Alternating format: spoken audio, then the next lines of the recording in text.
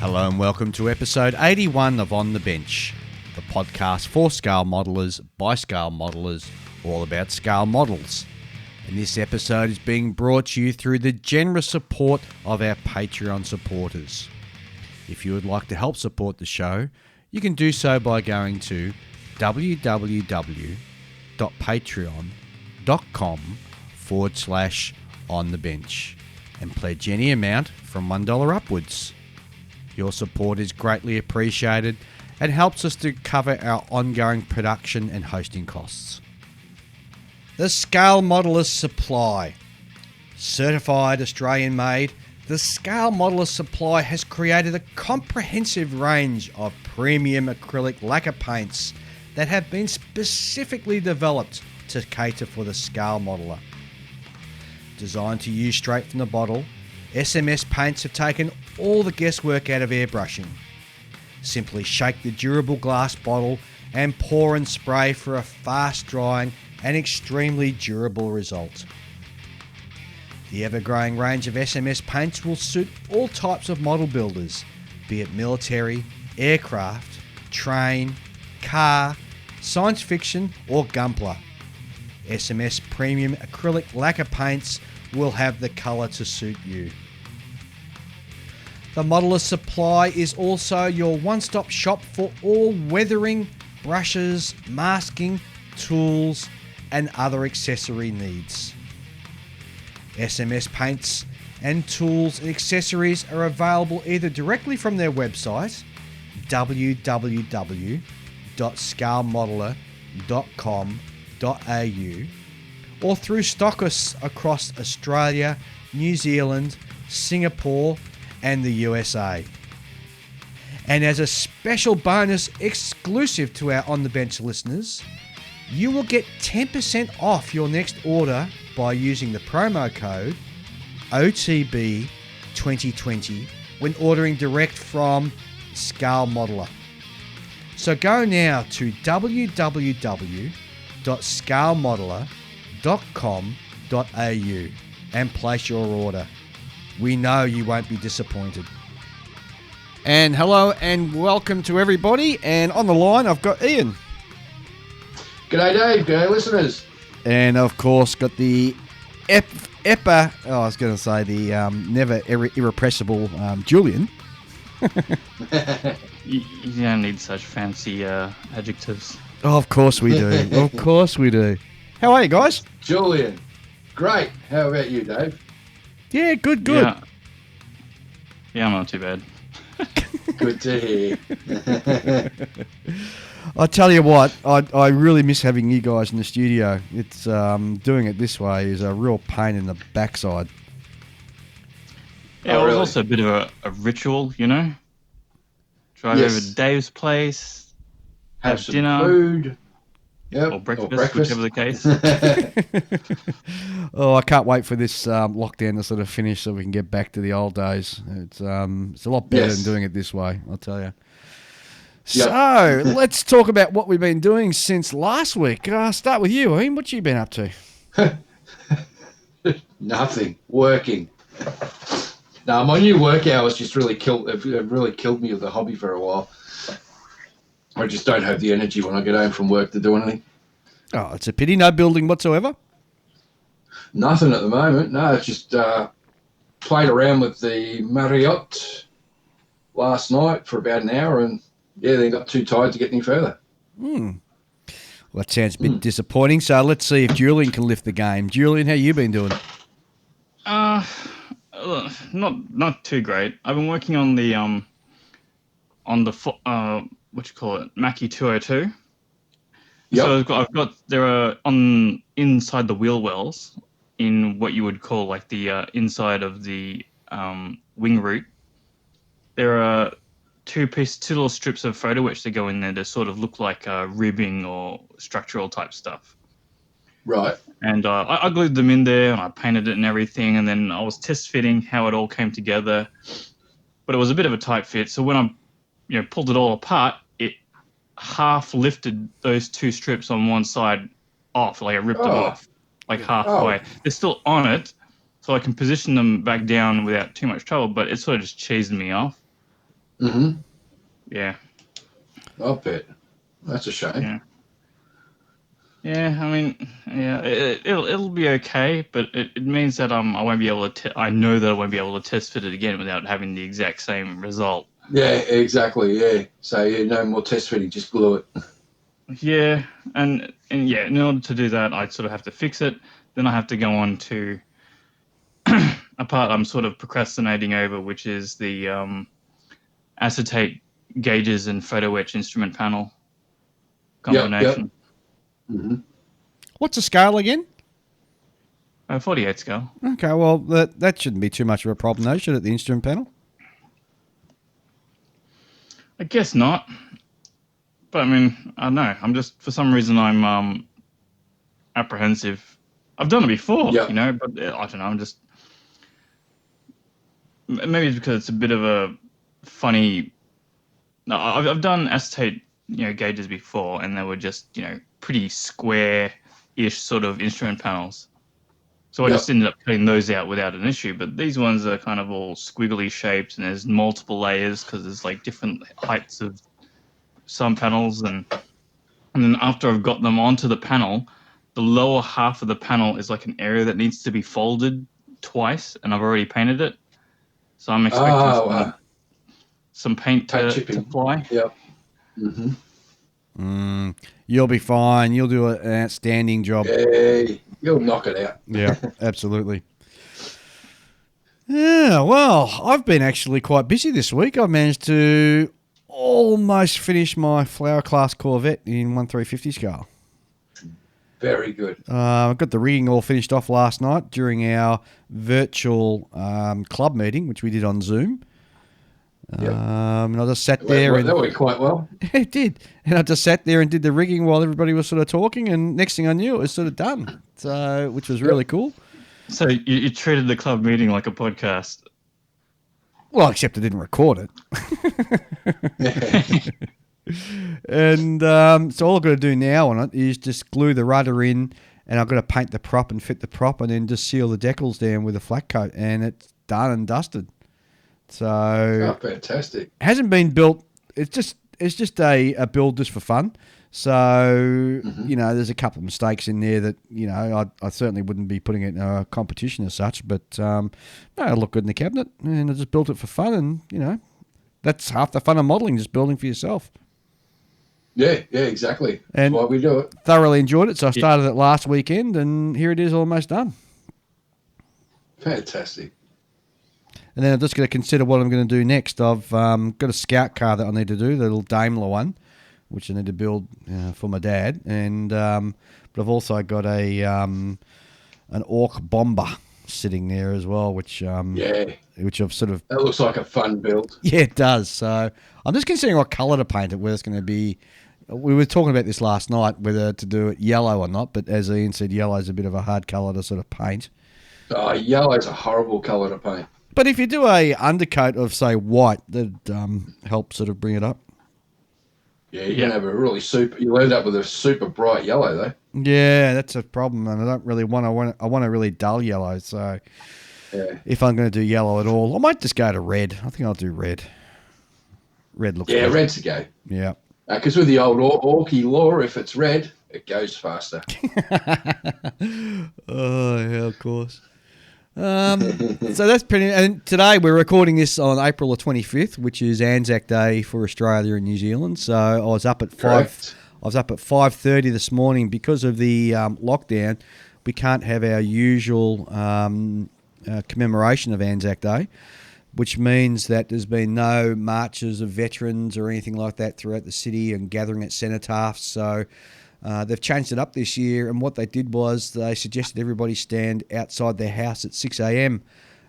So I got up this morning at 5:30, put my suit on, put my medals on, lit a candle, stood out the front, and listened to Last Post and then Reveille being played.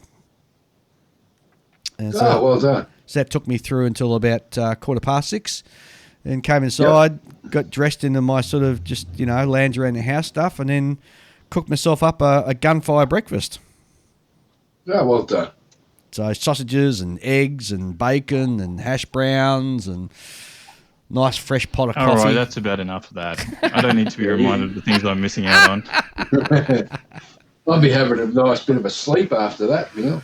Oh, well, I'm still going pretty well. I've got to, once we finish the podcast and I've uploaded it, and I was saying to Ian what we're going to be doing later on today, and I've got to get the lawns mowed because it's going to be raining tomorrow, so I better get that done today. And then I think I've got another afternoon planned in the modelling room, actually, so just sit there and build away. So that's my day all mapped out, which would be really, really cool. Yes, definitely. All right, so how about we Definitely, move Dave. forward then, and we'll have we've got a lot of listener mail that's come in, which has been really, really cool. So I'll kick off with that first of all. First one is from Ralph Hebron, and Ralph writes, "Hi guys from sunny lockdown London. Love the podcast. Thought I would add my 2 penneth regarding war films. On the mini-series front, I enjoyed the German production Generation War, about 5 friends in wartime Germany. Came over as very realistic for the close-quarter battle scenes set in the Ukraine and Russia. On the film front, for drama, I liked Ice Cold in Alex and Ill Met by Moonlight. I've never heard of either one of those movies. I have heard of, and I do have a copy of Ice Cold and Alex. Okay. It's good movie. What's it set in? movie. What's it? Western Desert. Right. Oh, of course, Alex for They're Alexandria. trying to get to Alexandria. Right. Ralph continues on. My uncle, who was a destroyer escort chief petty officer on HMS Basile, loved Sink the Bismarck and also In Which We Serve. Currently building a USS England to convert it to a captain class in honour of my uncle, who was mentioned in dispatches when sinking 2 U-boats in one day. Wow, that's pretty cool. Oh, well done. Good effort. He was a chief petty officer on the depth charges. Lastly, my father loved A Bridge Too Far, and he was a paratrooper. So a question for you guys on the PE. And this will be for you, Ian, so you've built this. Is the PE upgrade set for the USS England worth investing in? All the best, Ralph Hebron. It sure is. It makes a big difference because the trumpeter kit is lacking in so many details. The more you can get, the better it'll look. So I totally recommend it. And you'll probably end up doing a bit of scratch building too to correct some faults that trumpeter did. Now you did quite a bit on your USS England, didn't you? I did a lot. Oh yeah, I did a lot of scratch building. A heck of a lot. Like the upper deck, the weather deck, that's all. Most of that was scratch built. Did a lot of scratch building on the torpedo tubes and so forth. So it takes a bit of work, but it does end up looking like a nice kit. Well, what we might do, I might get you just to repost your picture of the USS England to our Facebook page, just to show him what you can do. So that'll be really cool. Yeah, not a problem. Can do, Dave. Next up, we have Brian Hughes from Boston. And Brian writes, "G'day, Dave and the gang.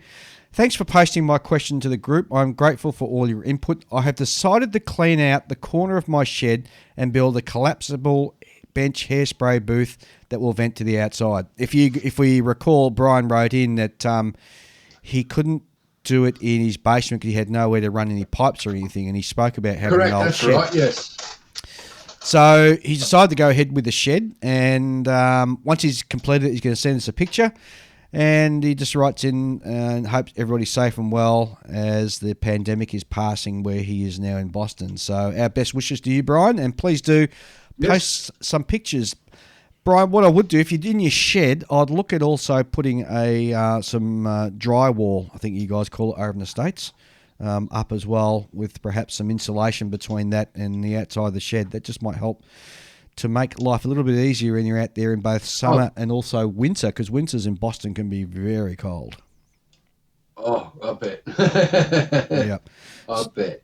So just spend that time and get that work done first, and you will reap the rewards, I do believe. So looking forward to seeing pictures of that. Oh, yeah. Definitely, mate. Definitely.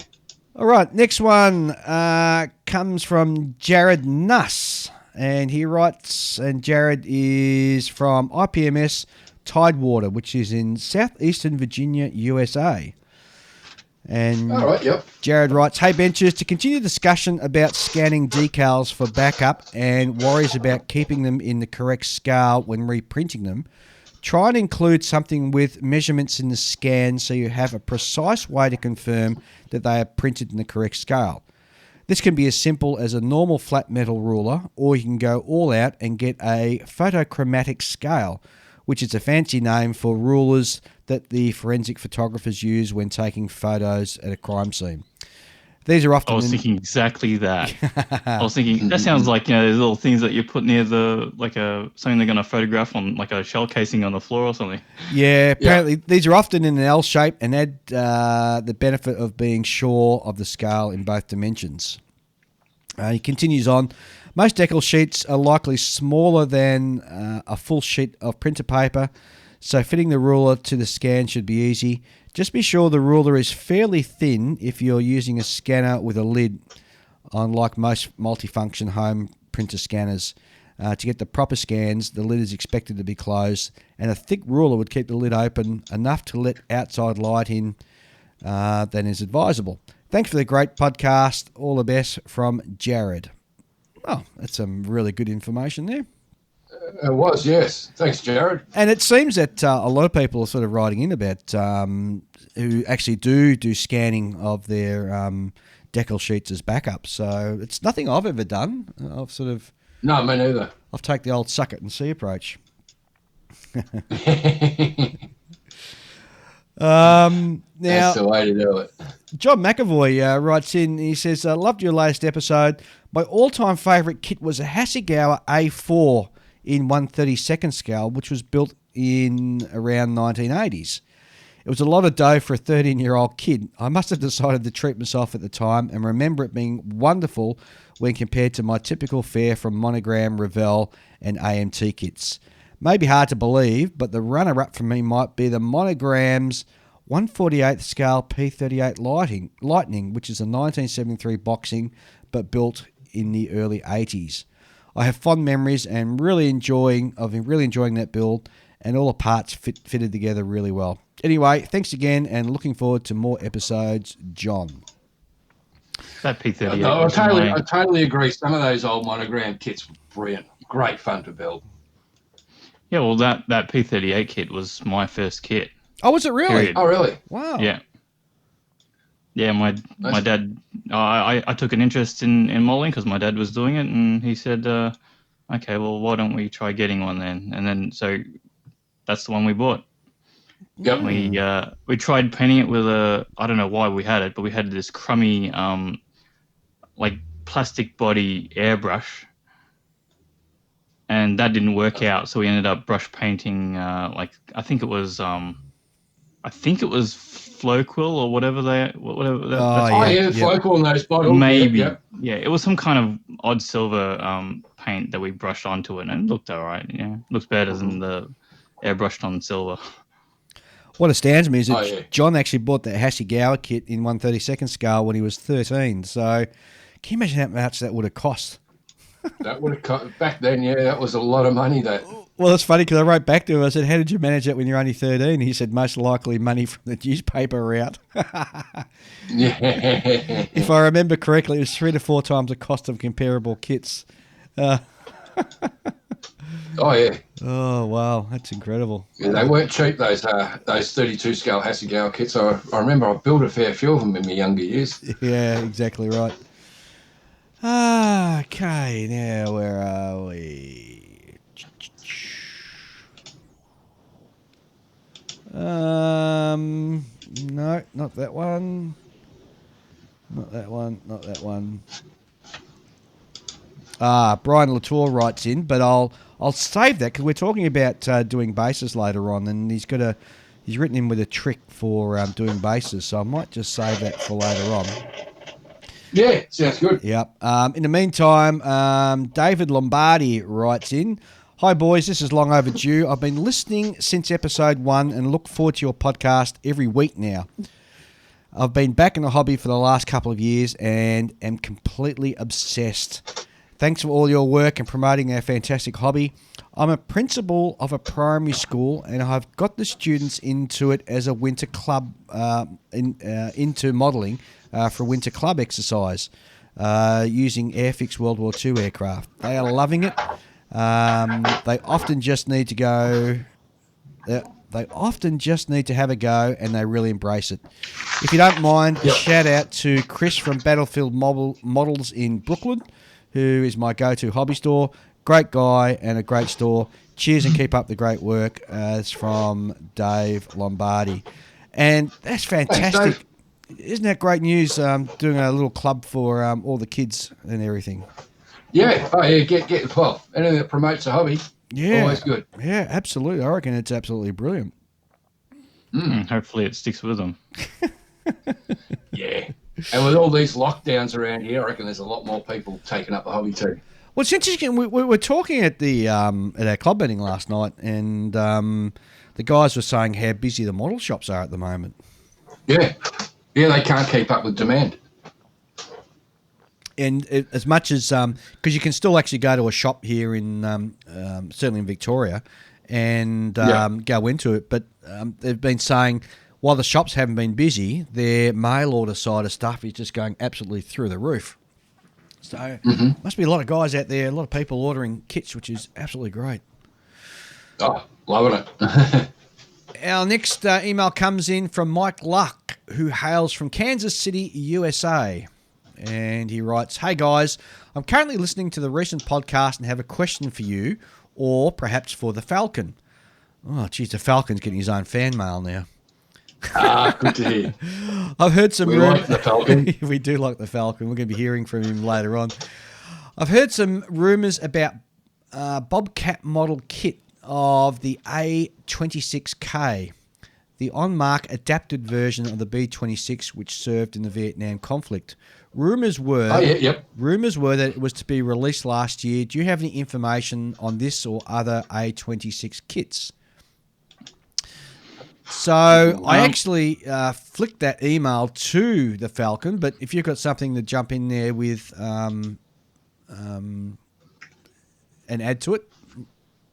Well, from my impression of Bobcat is that it's one of those elusive companies that says they're going to do something, and then years go by, and everyone's sort of standing around going, "Well, wasn't it that company Bobcat? And when are they going to release the thing?" Yeah, and they haven't. Well, it's funny you should say that because the Falcon wrote something similar. In fact, the Falcon wrote back and he said, had a bit of a look around, and Bobcat, which was formerly known as Zhitung models, did have an A26K listed for release in 2019. In fact, I'm sure it was mentioned on the podcast. However, since the announcement, there has been no news at all, not even a sneak peek of CAD renders. They also announced two other kits to be released in 2019, which was the IL-28 Beagle and the Tupolev SB2. The IL-28 was released last year, but the Tupolev is still nowhere to be seen, and they had shown a built-up test shots of that one, which was way back in 2016.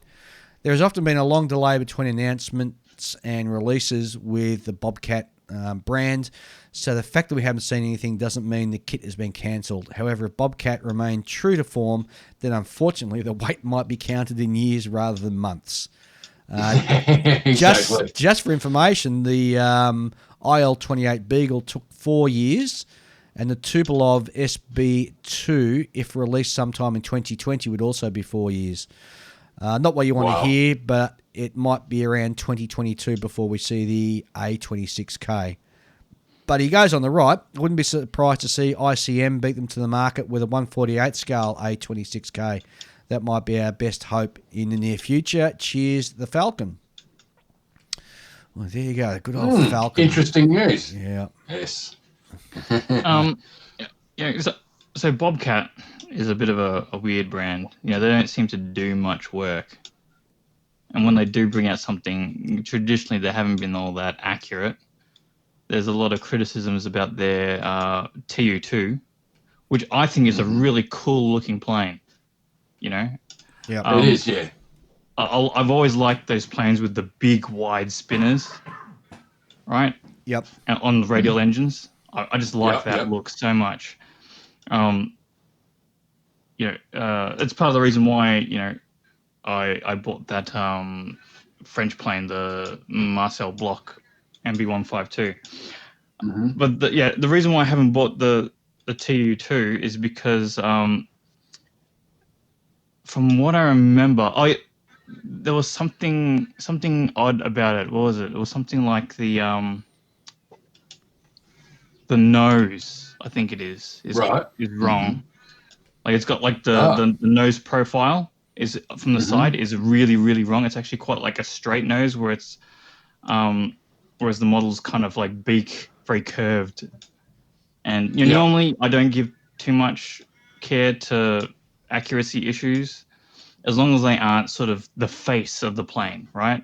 Mm. Yeah, a really noticeable part. Yep. Yeah. So that's a bit of a deal breaker for me. I think there's been some people who have sort of filled it in with sculpting putty on the inside and then sanded it all down, but I can't be bothered doing that. My thinking at the time was, I'll just wait until somebody releases like a big block of resin they can just glue on the front there. You're a lazy man, just like me. But I'm also I'm trying to remember about the plane. I don't think you can actually do that with that plane though, because it's got like that glazing underneath the nose that runs almost all the way up to the nose tip. Right. Because that's where the bomber sights up for its bombs. Yeah. Yeah, something like that. I'd like to do it. Yeah. I do know someone who bought one of that TU2 kit, and he was pretty disappointed because the box art was of a grey on grey scheme, and it wasn't inside the kit. Oh, really? Yeah, so if you want to do the grey on grey scheme, you got to buy one of the other box things. Wow. Well, there you go. Very disappointing. Yes. Well, that's all we've got from listener mail. And of course, if anybody wants to write in, we love hearing from you. Just send us an email onthebench64@gmail.com and we will read it out. Unless, of course, you don't want it read out, just let us know. So great hearing from everybody. All right, so let's move forward and to have a look at what's new in the modelling world, shall we? And first of all, we've got an announcement from the company I haven't heard of before. Suyata, Suyata.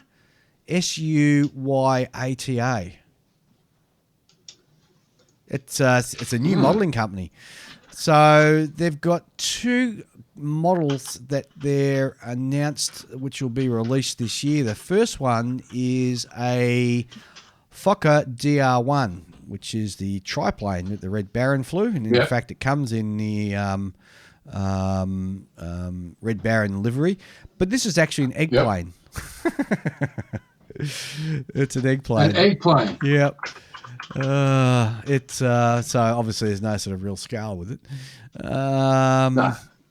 Yeah, interesting Egg sort of scale. subject. Yeah.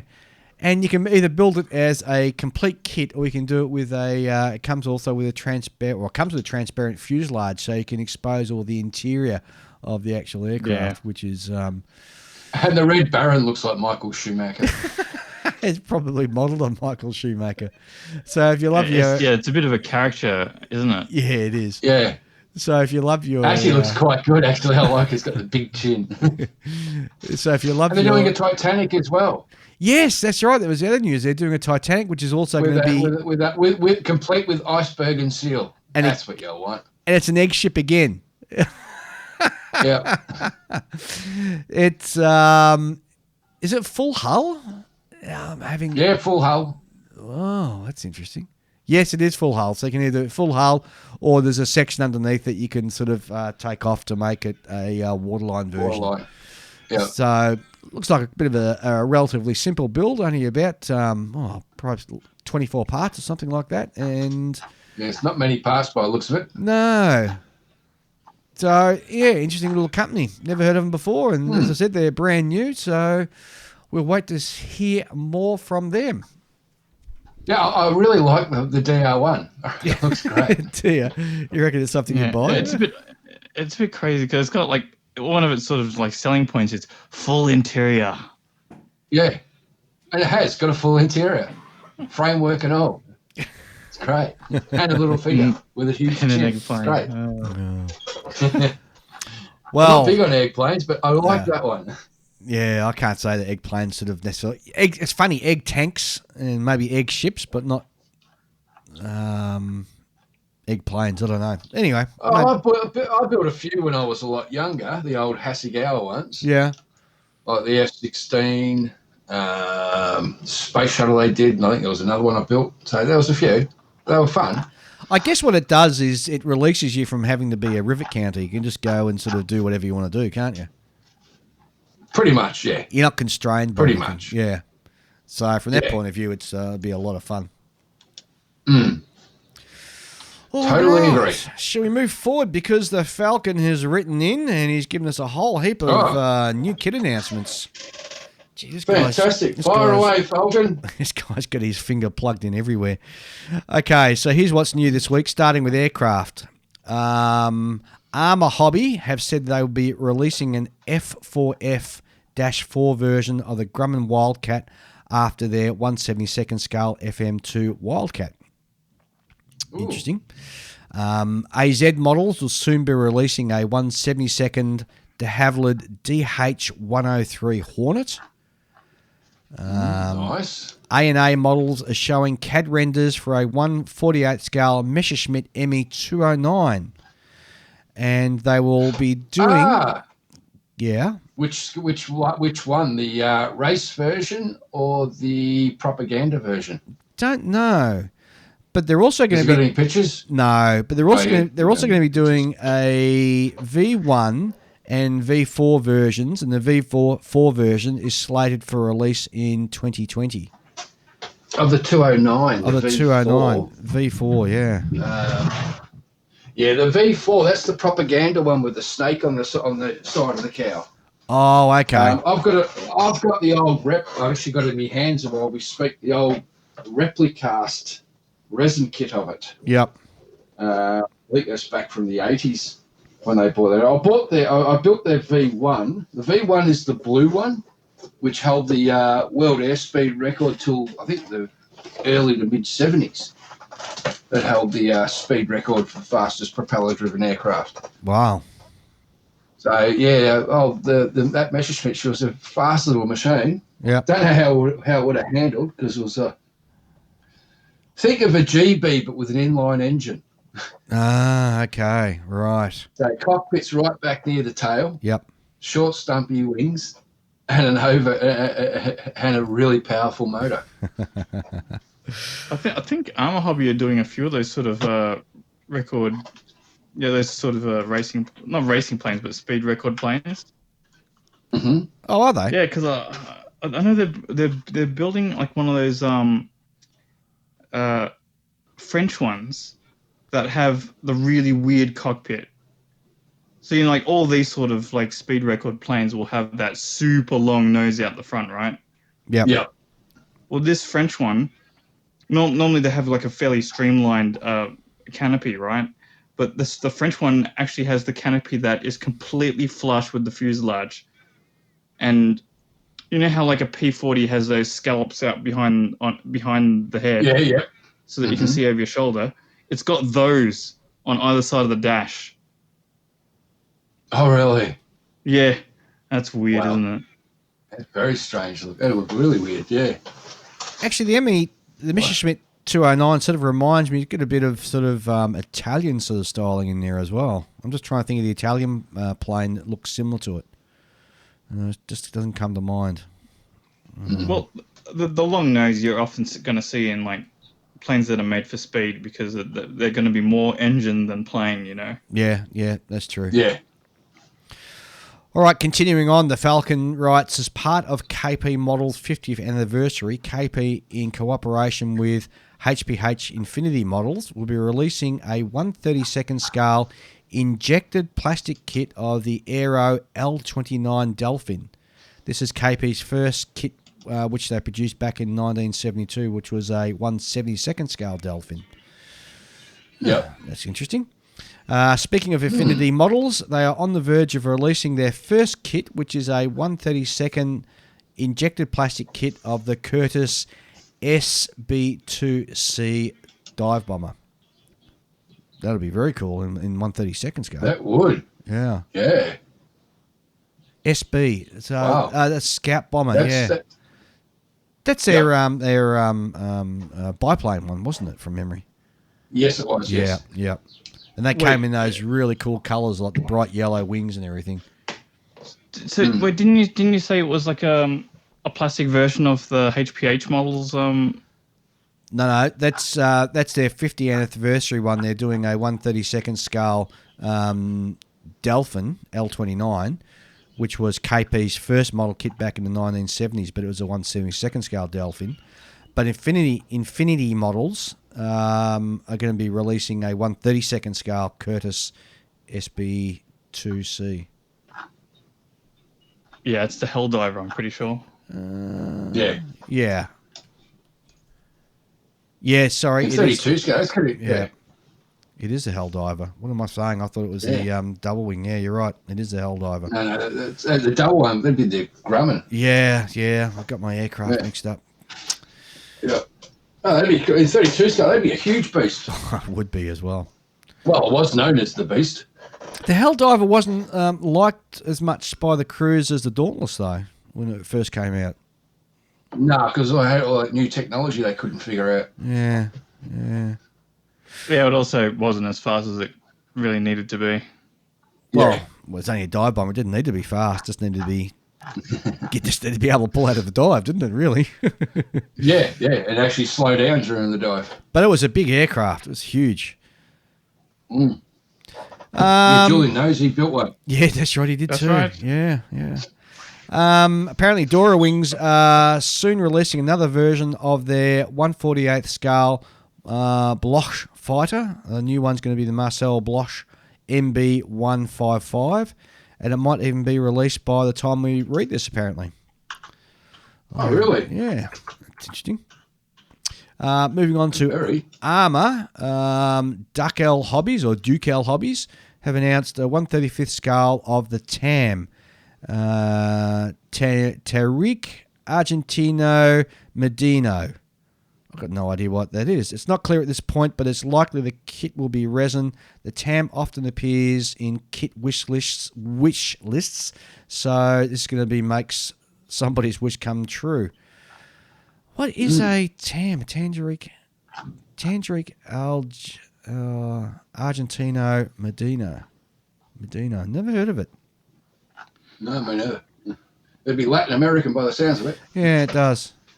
It goes on to say, these may have been mentioned before, but Tacom have confirmed that their 1/35 kits of the Stug 3 OSFG and the M60A1 will be released in May. I think we've covered that.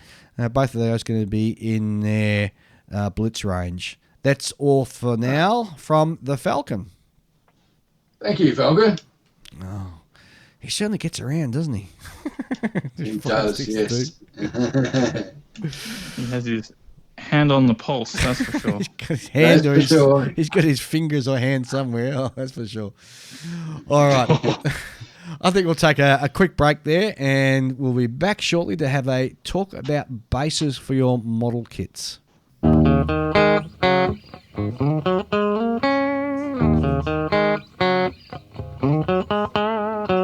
Fine Scale Modeler is the world's most recognised and essential magazine for modelers, and is available in all good newsagents and newsstands, or wherever you purchase your magazines. Alternatively, go to their website www.finescale.com and subscribe to either a print edition or their digital edition. Go now. Go to www.finescale.com.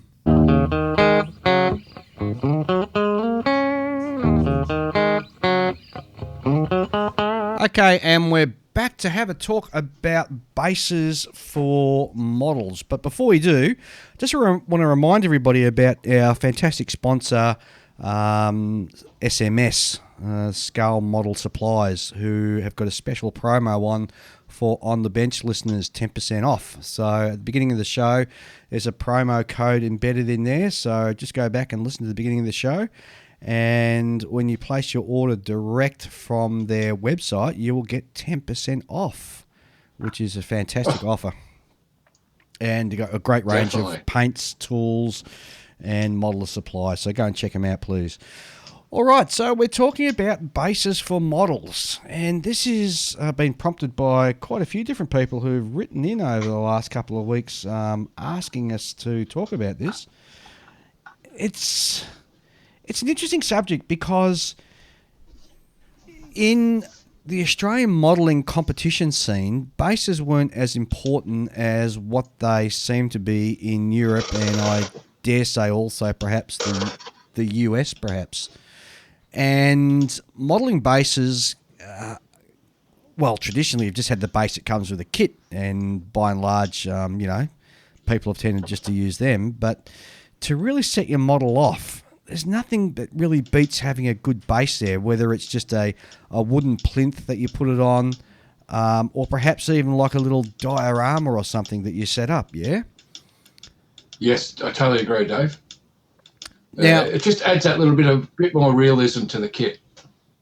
It does, and it sort of really sets it off, and it paints a scene, I think. Yes, you're telling a story. Yeah, absolutely. So we might dive into the different types of bases that it can use, and there's somebody who's clicking, and I don't know where that clicking's coming from. It's not me. It's me. So you got caught out. So first of all, I'm surprised you can hear it. I can hear it quite loud, actually. So first of all, the bases that I traditionally tend to use quite a lot is I'll just get a nice wooden base for my ships that are a purpose made, and I'll have like little wooden blocks, and then the ship sits on top of that to sort of represent it being in a dry dock as such. And it's just a way of just setting the ship off and sort of giving it a nice sort of presence in the in my modelling collection when you look at it in display case.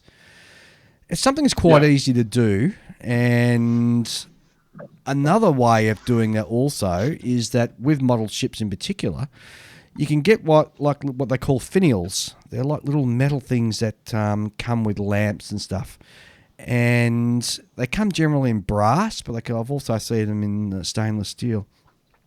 And you actually mount the ship to the little finial, and then that finial is then mounted to the wooden base, which just lifts the model up from the wooden base slightly, just give that a little bit more presence. And that looks quite good as well.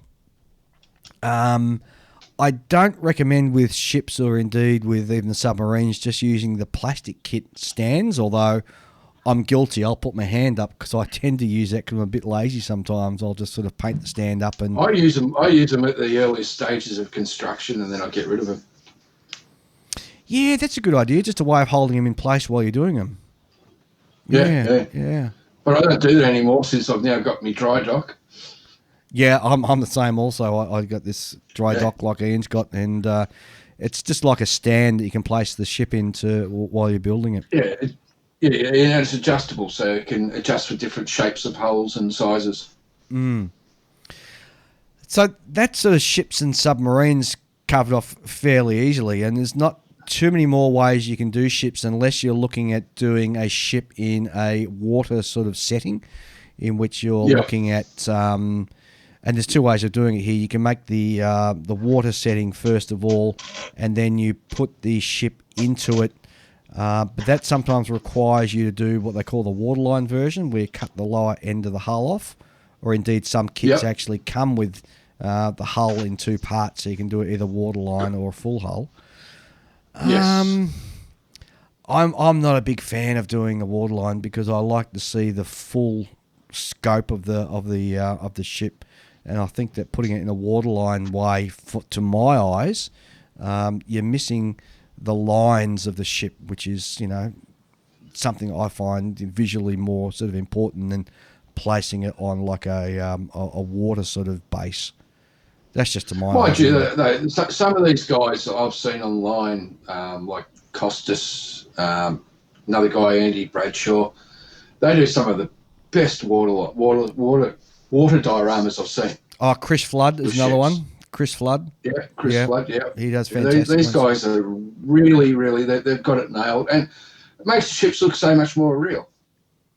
Yeah, that's true. When they're powering through the waves. And That's very true. And I guess it comes back to what your own little individual preference is in regards to how you want your model to look afterwards. Yeah. With my ship... I will make a distinction there. I do like those sort of dioramas, but when they do them with a full hull kit, and then they put it in the water. It's on the same as a waterline kit, where it's determined by the manufacturer where the waterline is, and it always sits perfectly flat and horizontal in the water. Yeah. Like if you put your ship on a slight angle and maybe with the nose up, it gives you that bit of a feeling of power and the ship's pushing itself through the waves. It gives you a sense of motion. Correct. Which is something that you can't necessarily do with an armor kit. No. So let's have a chat about aircraft, because your aircraft lends itself to... You got two options. You can do it with the wheels up and try and display in a flight mode on a stand or on a base, which more recently is something that has you've been able to more replicate, because there's a lot of companies out there, or not say a lot, there's a couple of companies out there that do things like, it's got like a blurred sort of vision photo or picture, and you can mount the aircraft in such a way so it looks like it's sort of moving. And you can buy props now that have the blurred props, so you can actually then mount it and it looks like it's actually moving. You get that sense of motion and a sense of it flying. I don't know.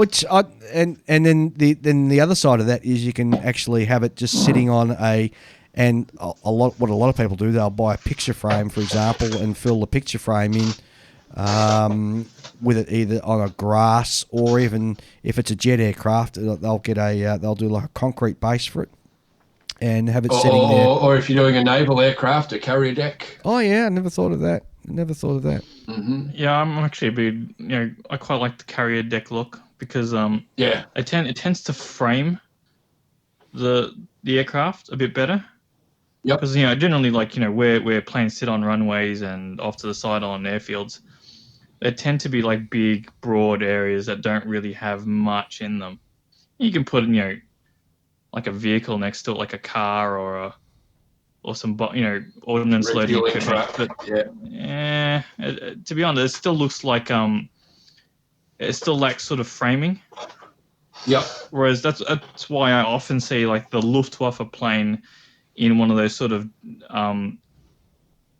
areas where they're sort of dug into the hillside or whatever, Yeah, revetment, Yeah, with the wooden planks underneath it. Yeah, but I mean, like, you can do the carrier deck where it's sitting on the lift, and that can be a cool look if you can pull it off. Yeah, or if you got a float plane, you can stick it on a catapult, on a turret, maybe. Oh yeah. Yeah, we mentioned good. Michael from Plastic Model Mojo podcast. He's right at the moment into his catapult. Yeah, that's right. Yeah.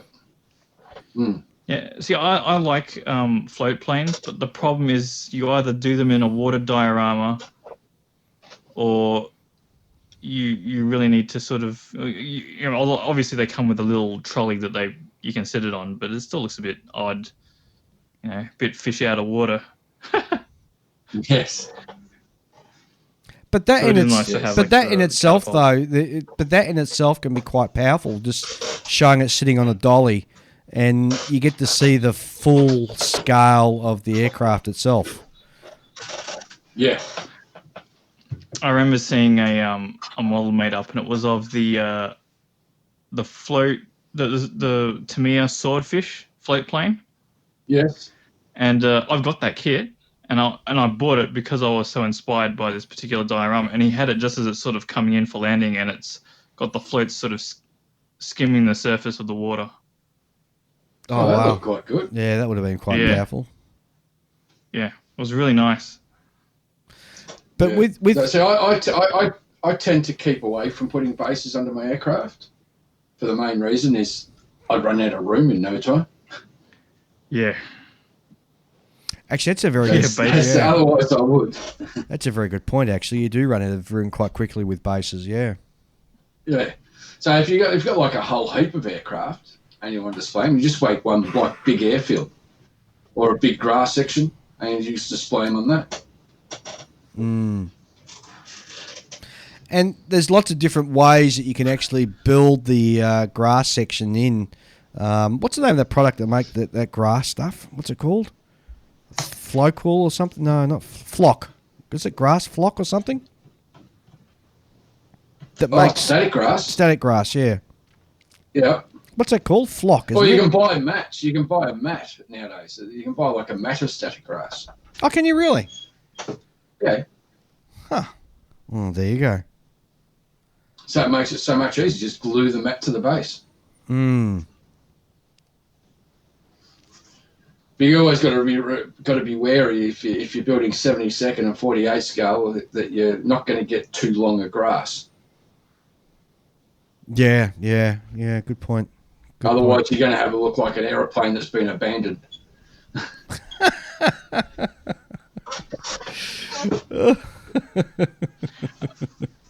So one easy way I've heard of to deal with an airfield, assuming it's not the Russian airfields that have the hexagon tiling. Yeah. One way to do it is you just get cement sheeting, and you scribe your expansion joints in, Mm-hmm. and then you can just add some washes, a few tufts of grass growing up. Yep. And that's pretty much it. There's a couple of companies that also do not only the blurred motion one, but they also do airfield ones as well. So you can buy the specialist sort of Russian hexagon style concreting. You can buy. I think Ushi doesn't Ushi do a lot of bases like that? Yeah, there is this company in the UK, and I'm just trying to think of the name of it now. It's driving me nuts, and I know that they do it as well. I might have to try and find it and perhaps drop it in at the end of the podcast to let people know who it is. But there's one in the UK, and they do runways, they do revetments, and they also do the blurred motion ones I spoke about earlier on for aircraft. And they also do water scenes as well. So you can just put your waterline ship straight down onto it, and it's got a wake and everything already sort of photographed onto it, so it looks like the ship's moving through the water. Yes. I've seen something along. Also, another option is the for aircraft is the Pacific runway. Where Pacific Theatre runway, I should say, where you've got the palm trees and. No, how they've got those interlocking PSP, perforated steel. I always forget the name of the stuff. Yeah, PSP. Plating.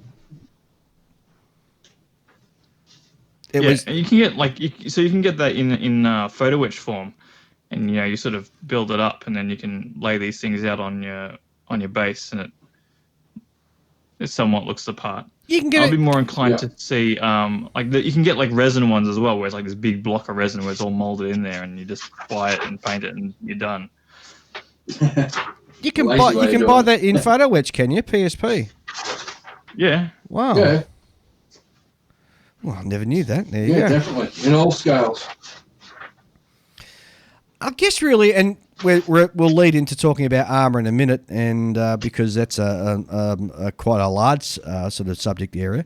But I guess it sort of comes down to when you originally purchase your kit and you start to build it, you've probably got a fair idea you've probably thought about how you're going to display it anyway, haven't you? You've got an end sort of subject in mind, and that would lead you down the path as to which way you're going to go in regards to displaying your aircraft, whether you're going to display it in flying motion, or whether you're going to display it in a static setting, sort of sitting at on an airfield.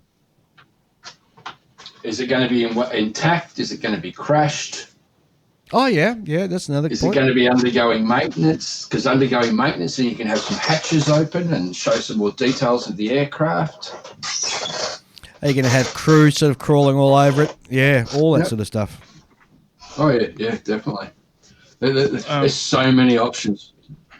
Also, if you're going to put an aircraft on a base, like on a ground base, you're probably going to have to look into getting flattening the bottom of your tires a little bit. Because if it's on the completely round tires, it's going to look weird.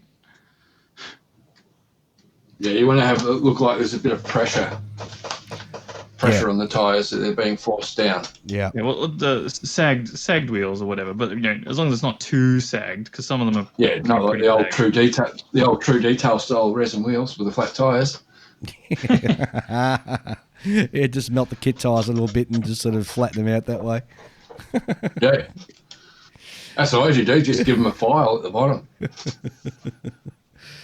Moving on, let's talk about armour now, because this is an area where people really go to town and get really excited about actually displaying your armour kit. Look, I agree. All my armour kits all end up on bases. Everyone. I've only done one on a base, and that was that Polish one that I built, the prototype. And I actually specifically got it came on a Corflue, and on top of that it had a picture of, or on top of that was masked over a concrete, and I sort of just cut that to shape and put it into a photo frame and in the tank directly on top of that. But that's the first time I've ever done that. Yeah, first time I've ever done it. Yep. But I guess it comes also, and I think you touched on it before, Ian, is to what sort of story you're sort of trying to impart and sort of tell when you're designing your base, particularly for your armour, I guess, more than any other sort of subject. Because the armour, if you just have it sitting there sort of by itself, it's what's the word I'm groping for? It's a little bit flat. A lot of people will. This is one of the sort of the sort of sticking points of basing an armor kit is getting the tracks to completely conform to your base. Like the easiest way is obviously to go with a completely flat surface, but then it's a completely flat surface, which isn't really how reality is. No. No, it definitely isn't. No. I mean, this is why good, like, sort of articulating suspension and running gear, tends to come into its own. Can really sort of conform to the base and look natural. Mm-hmm. And indeed, individual links, or even, dare I say, the dreaded rubber tracks as well. Oh yeah, jeez. And also, like, similar, and also like capturing the weight of the vehicle, because you don't want it to look like it's sort of weightless and skimming across the top. Armored vehicles can be even the trucks can be very heavy. It's going to look weird if they're hovering. Well, actually, speaking of putting weight, I'm actually flicking through my tattered, very old copy of Shepard Payne's How to Build Dioramas book. And he's got a bit in there about giving simulated weight to I think it was a Patton tank. And what he actually does is he gets it so the suspension pretty much follows the terrain, and then puts a nut and bolt in it and tightens the whole kit down to the bottom of the base just to pull it in tight. I thought, that's a good idea. As long as you hide that bolt. Oh, yeah. Well, usually that can be... You don't really see much underneath the tank when it's on a base. That's interesting. I wonder how how that would go if you entered that in the competition and the judges saw it sort of bolted down with a great big bolt sort of sticking through the bottom of the kit. Well, you try and hide it with some grass. Yeah, that'd be a way of doing it. Just hide it. Things, bolts and that can be hidden. You can hide that sort of stuff. Yeah. Well, the thing is to make sure that you go to the links to make sure it's hidden. Because if it's not hidden and someone sees it, that looks weird. And you probably if it's a competition, you're gonna lose points for something like that. Mm-hmm. And if someone can see it, then it just kind of looks weird. I've judged bases. I've judged base tanks where you could actually see the white glue that had squeeged out between the tracks and the base. Oh, that's a shame. It's funny because to my eye, I don't mind tanks just sitting by themselves, not on a base. But my expectation is when I see that, I'm looking for a sort of factory fresh finish with no weathering. Because I've built my Sheridan that I built, the Vietnam era Sheridan, and I've done all the weathering on it and dusting, so it looks nice and dusty and everything. But it looks odd not sitting on a base.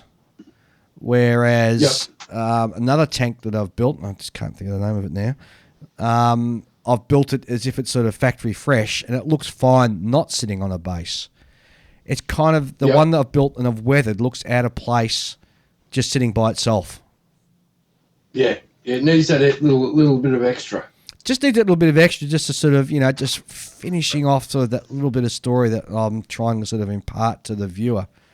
Or to the person it also works the other on. way around, right? Like if you've got a completely clean tank on a dusty dirt road or something, it looks weird. Yeah. It does. Yes. You have to tie the two together. Yes. Ian, you did a fantastic as a stug from memory, and with a great little sort of setting that you did it on. Do you want to sort of talk through the process as to how you did that, what the kit was, and how you came to sort of finish it off and tell that sort of story? Yeah, mate, not a problem. I'll just punch up the pictures of it so I can, because it's many years ago since I built it. So I just got to find me pictures. So if you guys want to chat about something while I screen through. If I recall, I think you built that before I joined the club. Yeah. It was just on the cusp of you coming along, Julian. Yeah. Yes, that was like 5 years ago. Yeah. And so I'm just trying to actually find it. So if I can find it, then I can remember everything I'd done to it because it was so long ago when I built it. Well, while Ian's sort of fishing in for that, I'll just chime in with my love for individual track links and how they help make the actual model kit of a tank as well. The way they just sort of sit and they sort of flow across the idler wheels. And if you're doing your tank and or your armoured vehicle, whatever it's going to be, and you're using individual track links, they help you to actually position it if you're putting it onto a base going over terrain. You got a lot more chance of sort of moving the tank links or the track links to fit the ground that it's travelling over than you would have if you were using, say, rubber or non-flexible links. Yep. All right. I found my pictures. Okay. So basically I just used the Dragon Stug Als F in 1/35 scale and painted up in the yellow colour and lots of scratches and marks and weathering, and got myself a custom base for which I then boarded with masking tape. And this time I did something different. Rather than have all it square with the base, I gave the actual diorama section a nice curved look so it flowed a bit better. I used standard different sizes of static grass. I tend to not to mix with static grass, so it's not all looking like a lawn, rather than more natural. Because during wartime, I don't think in an occupied country with tanks cruising around, you're not going to get much time to mow your lawn. So the lawn's very patchy and up and down in height, and got some, florist foam, which is like a high density foam, and carved a brick wall. So basically the tank is like sitting in an ambush setting. It's perched behind a wall. The other side of the wall, I bought I think it was Master make them, and it's like a park bench, which is etched metal and wood, which looks fantastic and builds up really nice with a little dog peeing on a light post, about to get the shock of his life when this gun goes off. But so basically I just use your standard techniques of just paint the base brown, add a bit of groundwork to it, add me static grass and me fence. I bought a whole heap of aftermarket leaves and weeds and thrushes, and just, yes, there's a lot went into it. Mainly I think that's pretty key to a convincing diorama, is you just got to sort of layer it with lots of different things. But you may not use much of it. Yeah, you may not use much of it, but you've got to have enough variety in there that it looks natural. Yeah, exactly. Yeah, and don't over clutter the base. Like, it sounds like what I've done is I put a lot of stuff on there, but it doesn't look cluttered. Because if it looks too cluttered, then it just looks too unnatural, in my personal opinion, anyway. But no, I can post some pictures online. Yeah, absolutely. We'll definitely get you to put some of them on our Facebook page, and if anybody wants to go to our Facebook page, in Facebook in the search engine, just punch in On the Bench, and that'll take you to our Facebook page. Yeah. And you'll be amazed what you can find in your backyard that you can use for dioramas. Oh, do you use parts out of your backyard? Oh, yeah, sticks and moss and, all sorts of goodies. And it looks in scale?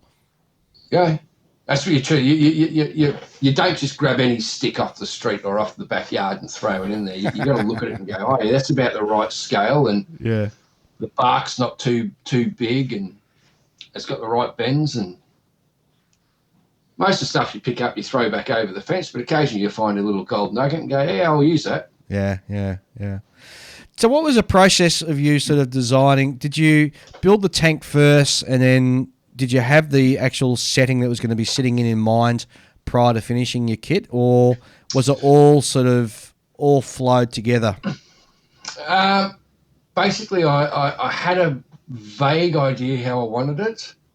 And then once I built the kit, and then I put the kit on the wooden base, and then once I had on the base, I had a visual idea for where I could start putting things, if you understand what I mean. And that's how my process was. I got it on the base, and then I visually, in my mind, figured out and got a bit of paper and sketched out a few ideas, and then but as I was building it, I was subtracting parts off my idea and adding parts to the idea, just refining it. Of course, another source of inspiration for doing that is photographs of the actual subject in its natural environment. Exactly, yeah. Well, what got me into dioramas as a young kid was the Shepherd paint book. So I remember when you were youngster, you used to get those 48 scale kits from Monogram, and like the bombers, and they had that little supplement from Shepherd Paint in there, and that really got my interest, and that really pushed me to go from basic, let's just build a kit out of the box, to experimenting and trying to create a scene. And look, the first ones were horrendous. Well, absolutely horrendous till I got my eye in. I've just got an interesting question that sort of popped up. What's the line between a base and a diorama? Well, to me, a base is just a bare wooden or metal or plastic base. Yeah, it's a diorama tells a story. So it's either a base where you're just displaying it, you're displaying your model, or you want to tell a story, thus you build a diorama. I don't think it becomes a diorama until you at least got a figure in there. Yeah. Exactly, yeah. And I always have figures with all my armour vehicles, because for some reason that's just a little foible of mine. I find it helps people give them an idea of the size of the vehicles they're looking at. See, I don't know.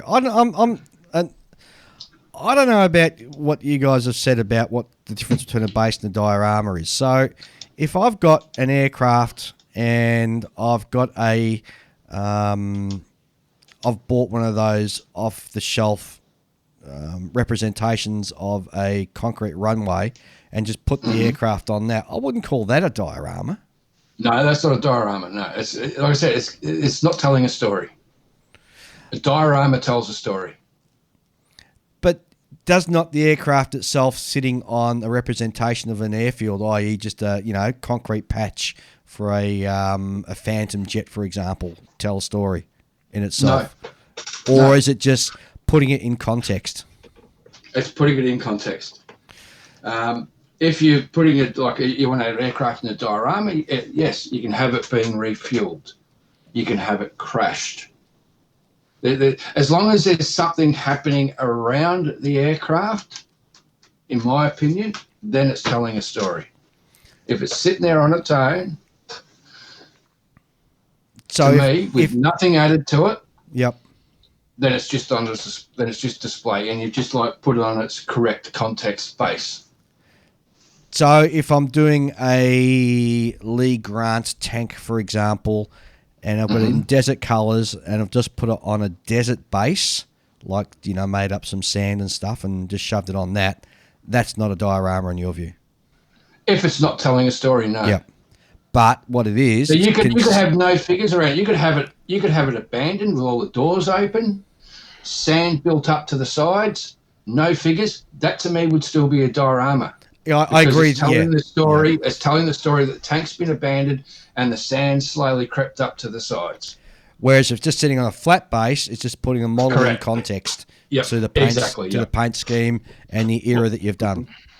Yeah, I will say this, is that this is a pretty common conversation that's popped up.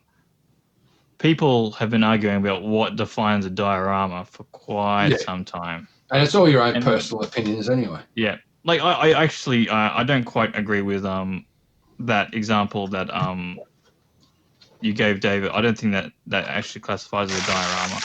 Like, I would want to see, like, either... Oh, what's that noise? Hey? Oh, sorry, that was me grabbing my apple and cinnamon muffin. Yeah, okay. Jeez. It's 11 o'clock. I'm getting hungry. Go ahead, Julian. I would disagree with that being a diorama because I think that you would at least need to add maybe a corpse to make it a diorama. Or maybe a Bedouin with a couple of camels or goats having a look at it. See, I disagree with you, Julian, because I think the way Ian explained it, that sort of solidifies in my mind the difference between a base and a diorama.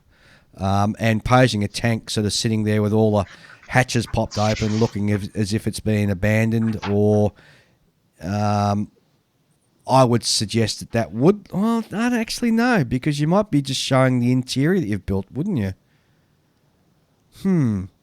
Well, if you're just showing it, but like I said, though, but if you have, like, the tank there with the hatches open, but you're actually showing the progression of time with the sand being blown up inside it, so it gives you that feeling that it's been sitting there in desolation for a long while. That, to me, tells a story. That doesn't need a figure. But see, I still think that, like, at the bare minimum, a corpse would be needed, because to make it classify as a diorama, people, right? Like, there has to be a human element in there for it to be a story. Otherwise, it's just, I don't know, an object in a setting. But what about, Julian, if you're doing, say, a diorama of a T-72 that's had its that's been destroyed? Is that then not a diorama to you? And there's no human figures whatsoever. I think it can be, as long like it has, like, well, obviously, if it's been destroyed, then that means there was probably people in it, right? And as such, that's a story. But if it's a vehicle that's just been, like, sabotaged, right? Like, it's just been, let's blow these things up so the enemy can't have them, kind of thing. Or if it's perhaps a target on a gunnery range, right? That's not really a story.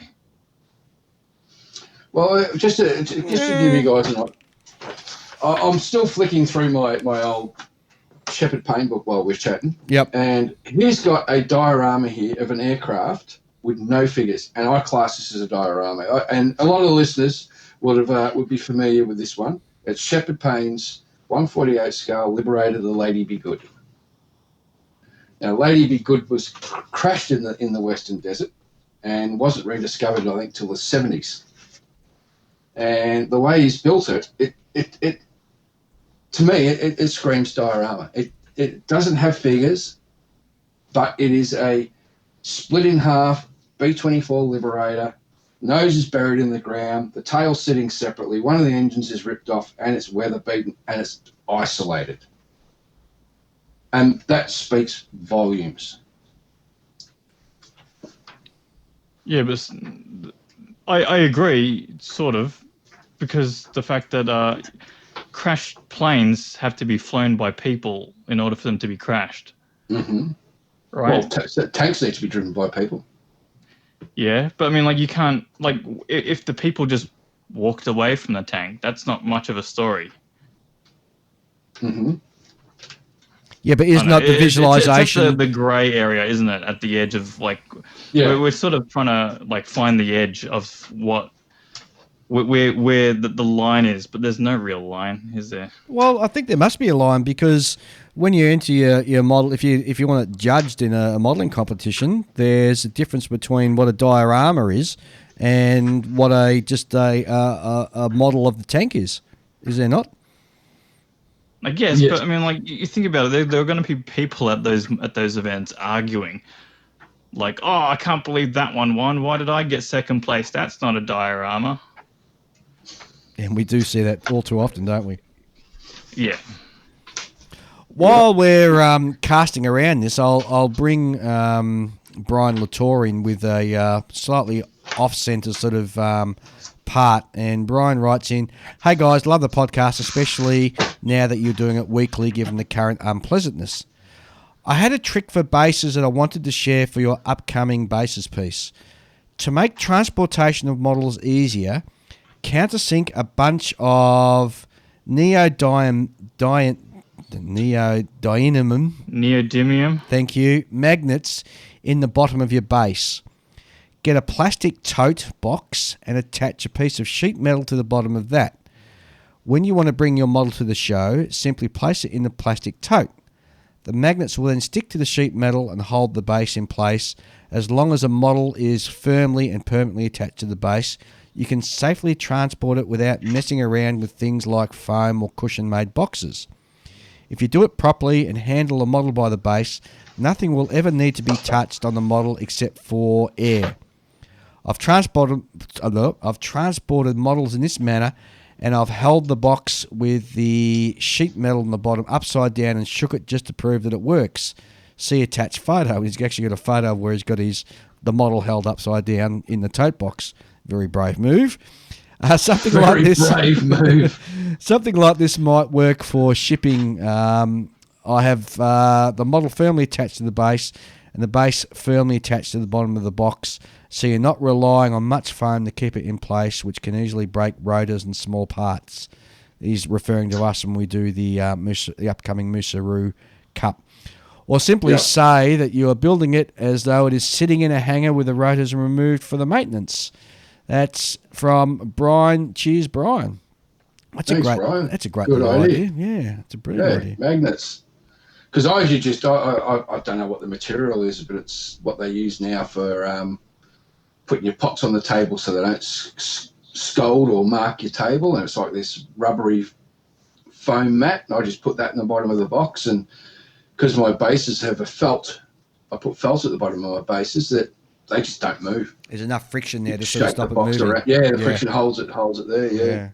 But I've been about dioramas and basing. I've been talking to my mate Andrew Webb from the former Soviet Republic of Georgia. Yep. And he does a lot of wargaming. He's been doing wargaming figures for many, many years. So he's pretty good with his wargaming. And for wargaming figures, he says too many people clutter the bases. The guy standing on rocks or bits of enemy dead, etc. He's got a hint there. Nobody does that in combat. Yeah. You are damn careful about where you put your feet. He also puts in with bases, less can definitely be more.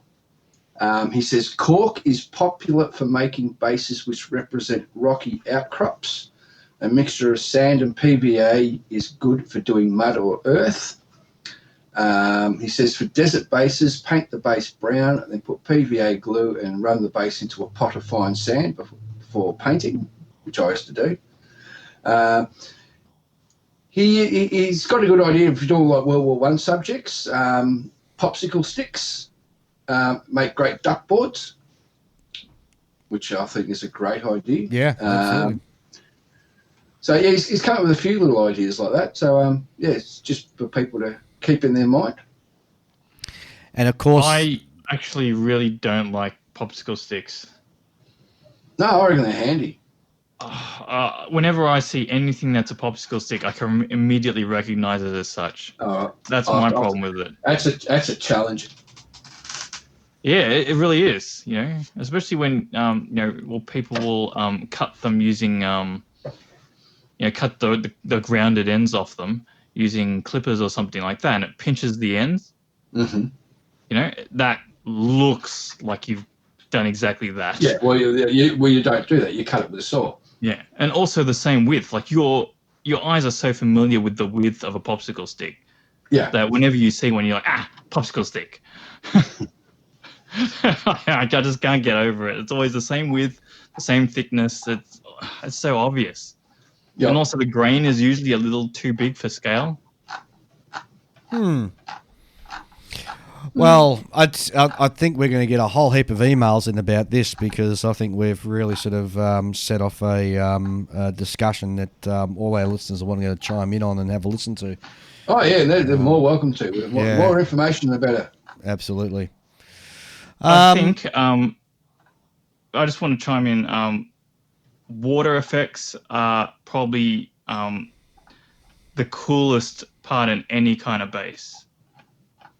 No matter how small, yeah. Like if you can just put like a pool of water in the top of sitting on top of a 44-gallon drum, that's cool.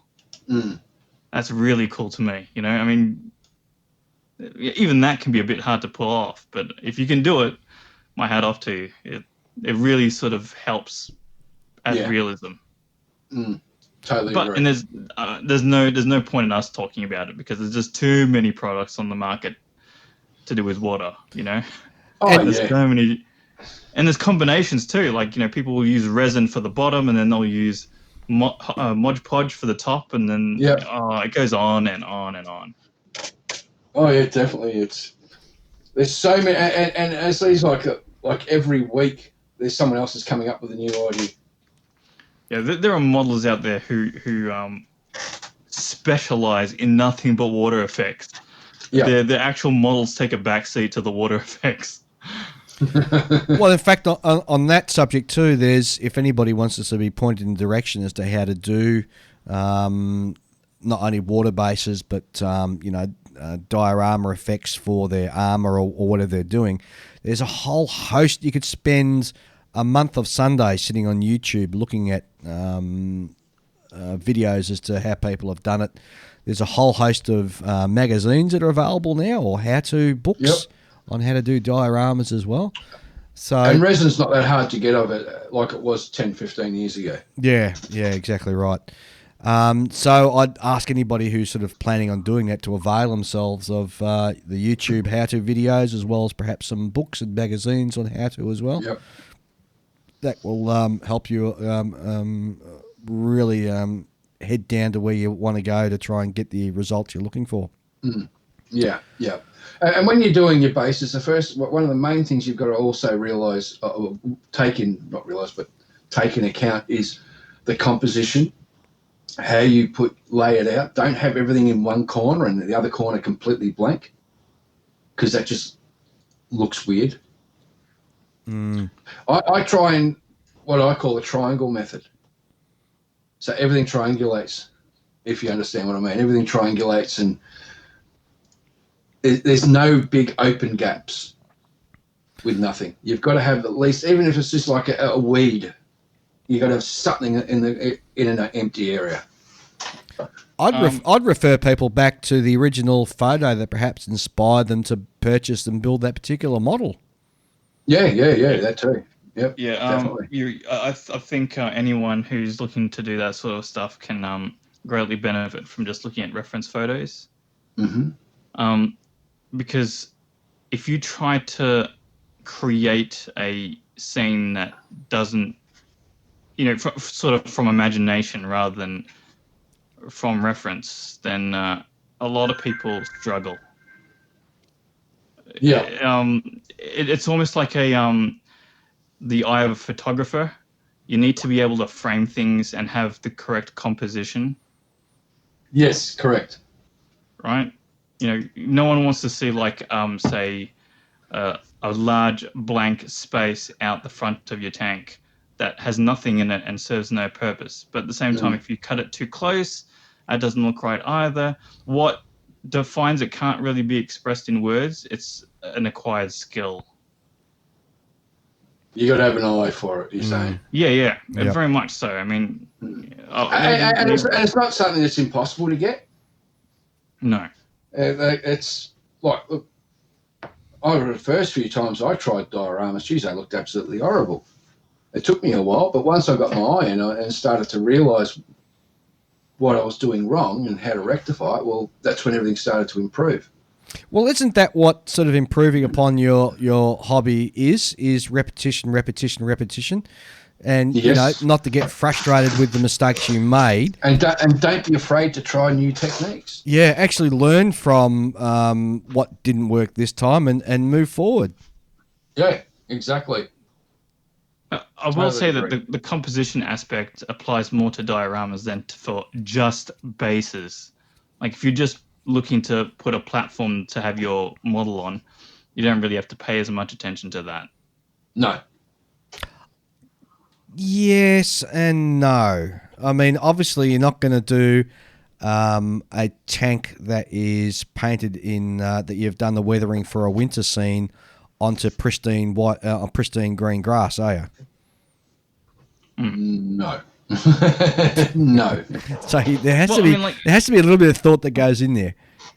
Yeah. Well, and another thing, when you're doing like a diorama in a foreign country, like a country that you're not from, what I always do is Google the flora and find out what grows there, and that way you can get the correct weeds or the correct style trees, because you don't want to have like an Australian gum tree growing in the middle of Paris. True. Julian, it's not going to look right. Julian, you were going to chime in there and say something? Yeah. So, well, actually, now that you mentioned it, I've forgotten about it. Yeah. What was I saying? Something like I was going to say that. Actually, I don't know what I was going to say. It's gone. It's completely disappeared. We have mind wiped. We've done a Vulcan mind wipe of Julian. Yeah. All right. Well, I think that's good. I got sucked into what you were saying. Well, I think that's a good spot to leave it there, actually. So we might. Oh, actually, I just remembered. Oh, okay. Go ahead. Okay, I was just going to say that you don't necessarily have to go hardcore with your bases. You could just make a generic base on which you put any of your given tanks or aircraft on for display purposes. Yeah. Like I know. Before. Yeah. I mean, like you just have like a square or a circle or whatever shape that you prefer, and it's just nothing but a field of grass. Mm-hmm. And then you can just go, when you turn up to model meetings or even if you put it into competitions, you just can plonk your model on it and be done. Yep, and just make a note that the base is not to be judged. Yeah, and then just put a different model on it next time. Yeah. Years ago, I used to have a couple of bases. I had an airfield base and a grass base, which I just used for photography. Yeah, for photography, that's great. Yeah, it's a great idea. Yeah. So no, good idea. All right. in other news, I forgot to mention, I think I did mention to you offline, Ian, but the Musaru Cup model that you beat actually arrived in country a couple of days ago. The Shelby Mustang. So I have the Shelby Mustang sitting in my display cabinet, which I'll pass on to you just as soon as we're allowed to legally see each other. So thanks for Anthony for shipping that. That got here safe and sound. Thanks, Anthony. Looking forward to getting my hands on it. And it got here unbroken as well. Oh, even better. It's even much better. When I get my hands on it, I'll be making lots of vroom, vroom, vroom noises. Well, for the next Musaru Cup, that's going to be my main concern. How am I supposed to get a helicopter-type vehicle to Canada unharmed? Well, Brian... don't glue the rotors on. Yeah, they have to be glued on. Well, Brian... They have to be. There is actually no choice because they've got two sets of rotors that interlock. But Brian Latour, he actually mentioned that method for doing it. So perhaps think about doing that. You can do it, Julian.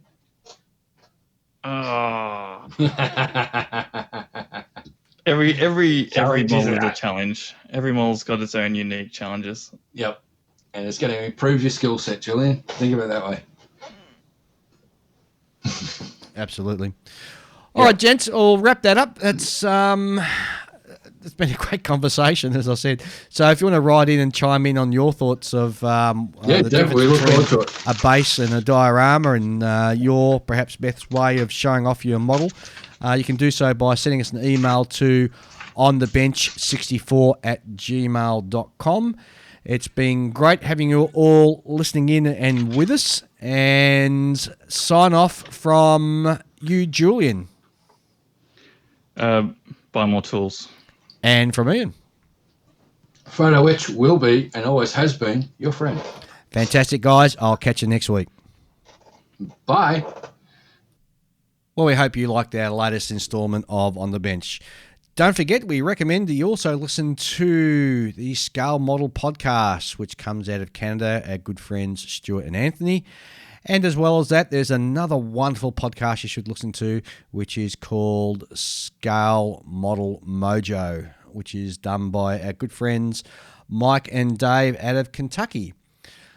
My name's Dave. Thanks for listening, and we'll be back next week. Bye.